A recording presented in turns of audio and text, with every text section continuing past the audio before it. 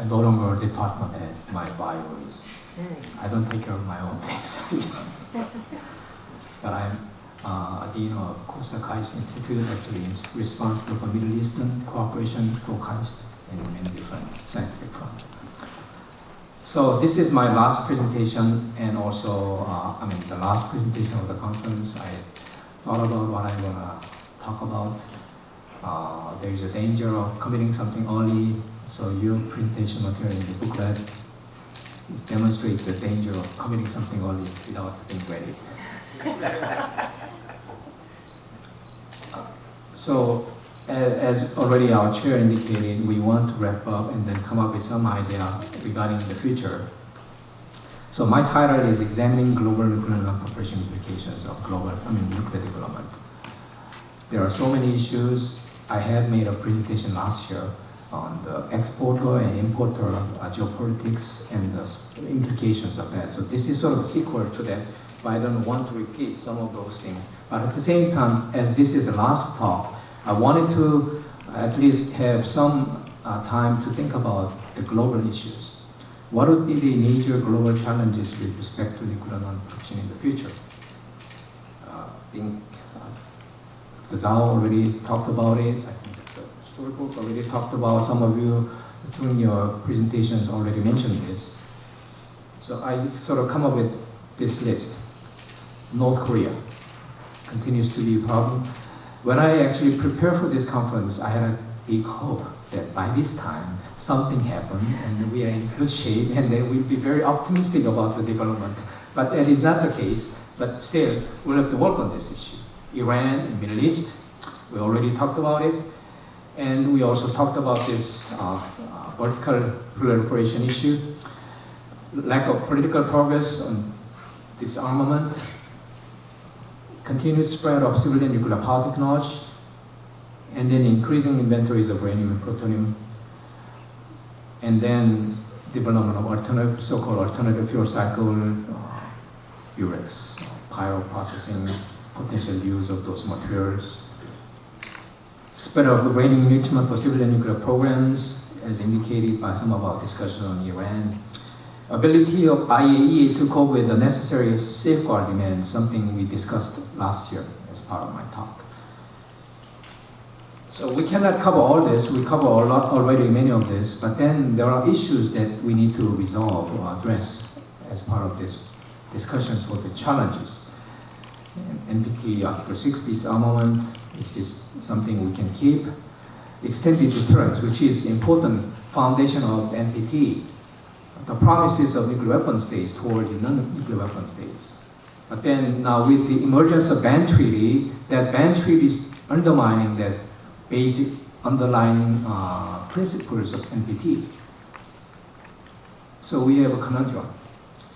And then Professor Sagan talked about the purpose of nuclear weapon last night, and we have a debate. And then now Trump policy really is just trying to bring in a whole new definition of nuclear weapons.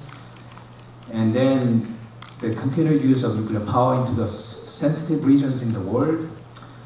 And as we talked about reprocessing enrichment, those nuclear latency is going to potentially persist in the regions. And then as we talked about, now US dominance in global nuclear market is going away. Now Russia and China becomes the next dominant players. And Anton already talked about Russia's 1 to 3 human versions, how Russia is keeping up with those non-proliferation commitment. But this bilateral cooperation is a very important part of this global non-proliferation, and will be able to maintain the track records of the past history where bilateral nuclear cooperation proved to be very important beyond the existing regimes. And then obviously the cybersecurity issue, the emerging issue, new strategic latency issues. Perhaps maybe we can talk about this next year in the conference. I noticed that there was a presentation by a research fellow on this issue, and there was no question about this. We interpreted it in a positive way. Everybody was very impressed, but then didn't know really how to ask. But then I think for the remainder of time, I want to talk about this nuclear development issue. So this slide is not much different from the version I showed last year. This is an update of Prof. Sagan's earlier presentation. Nothing much changed except few color change. But then according to this World Nuclear Association's sort of development summary, we see a lot of new developments. Like here, Iran, 11 new reactors, Turkey, 11 new reactors, Ukraine, 13 new reactors, Saudi, 16 new reactors. But then already, I think we covered this issue earlier.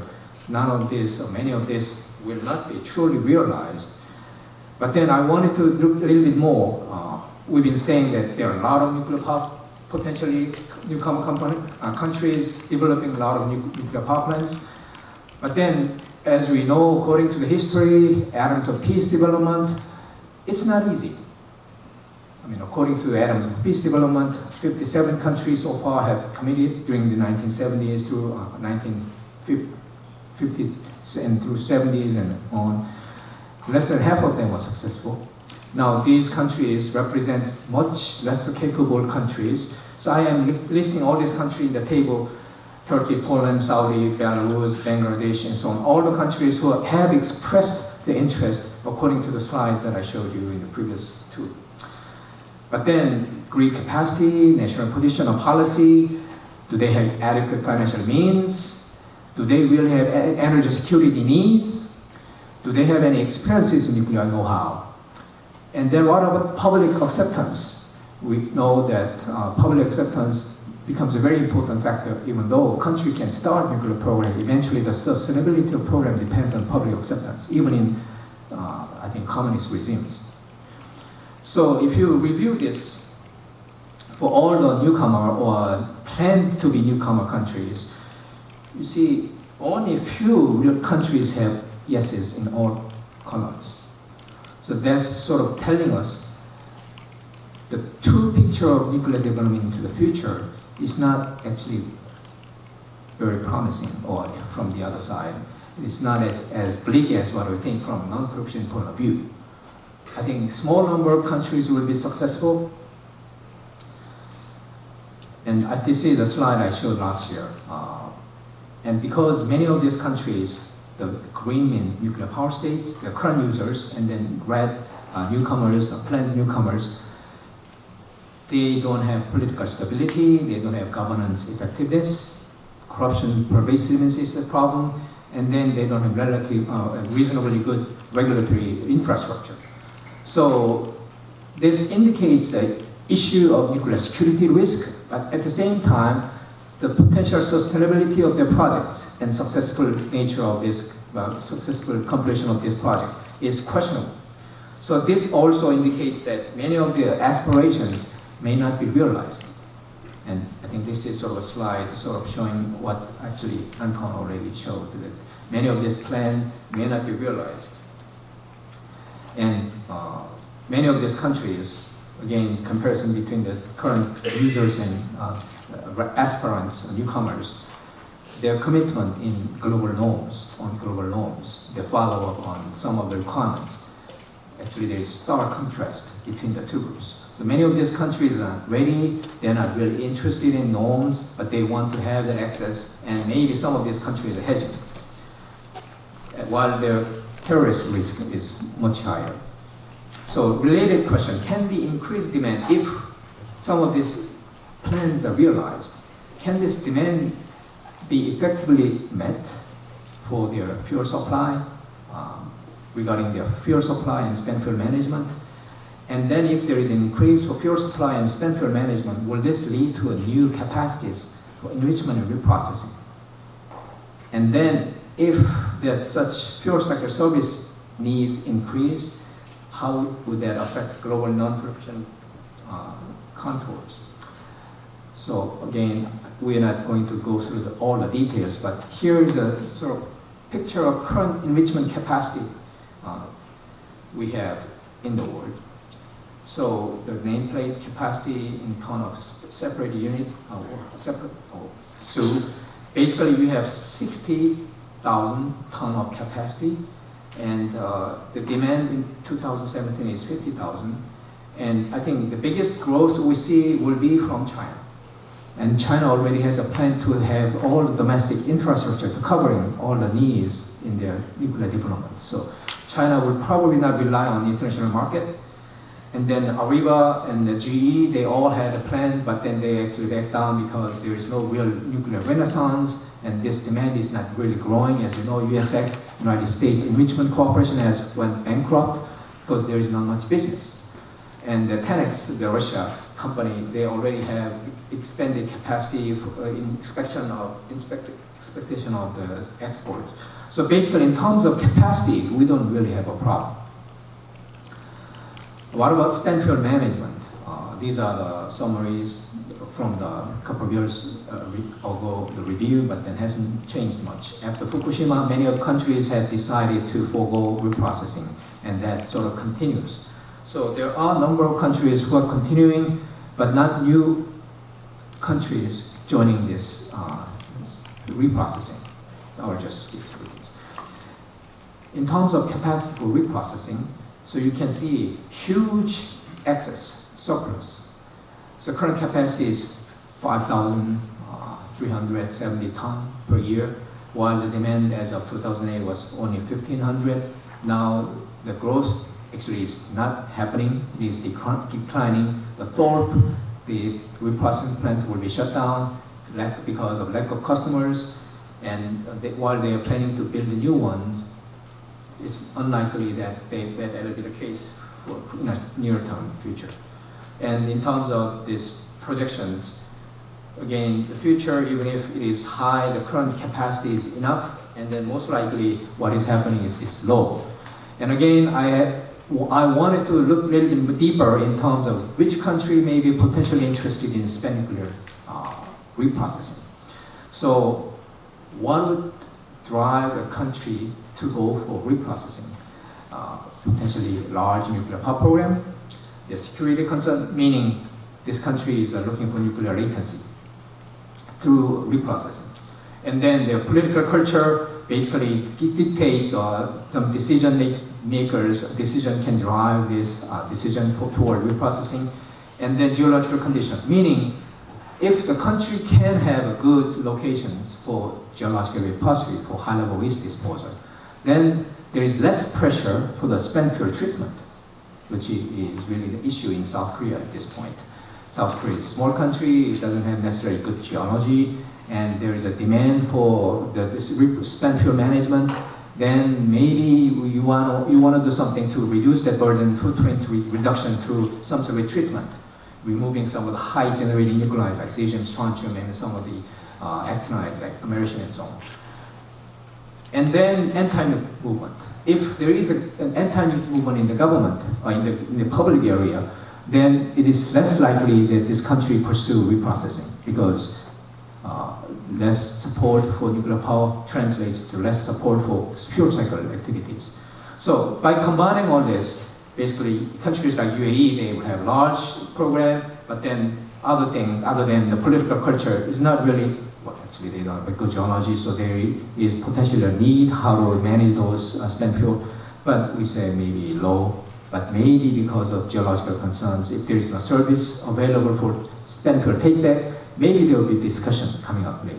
But if you go through this list and sort of list up all the possibilities, basically I come up with only a few countries among all the potential newcomers and aspirants who may be interested in reprocessing. So here are Turkey, maybe Saudi, and none of the other countries are really going to think about this. So now I come up with this list, the potential reprocessing interest landscape. The existing countries, China joining, and then Ukraine still continuing, Netherlands still continuing some of their effort, but while many countries decide to start reprocessing. But then we have the United States, South Korea, Brazil, South Africa, Argentina, Pakistan, Iran, Saudi Arabia potentially interested in reprocessing. So how do you handle the interest of some of these countries? Sounds like it's not a big demand. It's not going to be a huge capacity need. You have 2 minutes. We hear a lot about this multilateral development. Let's build something for spent fuel management, let's build something for reprocessing as a multilateral facility. We have a success in front end. Fuel bank is a reality. We can rely on the fuel supply issue using fuel banks. But then on spent fuel management or any reprocessing attempt through multilateral approach, everything has failed. There are reasons. Fundamental challenges, spent fuel risk. Spent fuel is not an asset. It's an issue of national sovereignty. Many specific challenges. I won't go into the details. But point is, we haven't been able to come up with anything workable. So it really requires very creative thinking to make this multilateral fuel cycle technology for services facilities a reality. Given I have one minute left. So observations. Stable and successful M&A system for enrichment supply system, fuel supply system exists, and that probably can take care of the future needs for enrichment.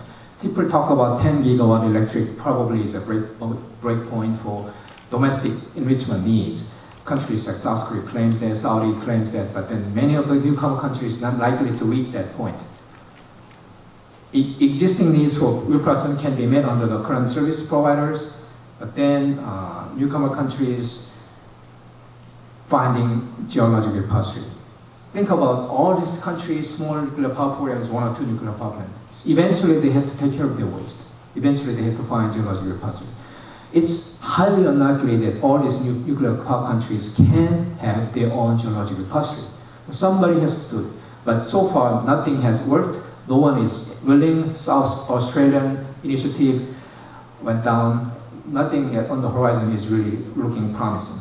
An effective new M&A system based on the use of advanced reprocessing technology, maybe along with the geological repository.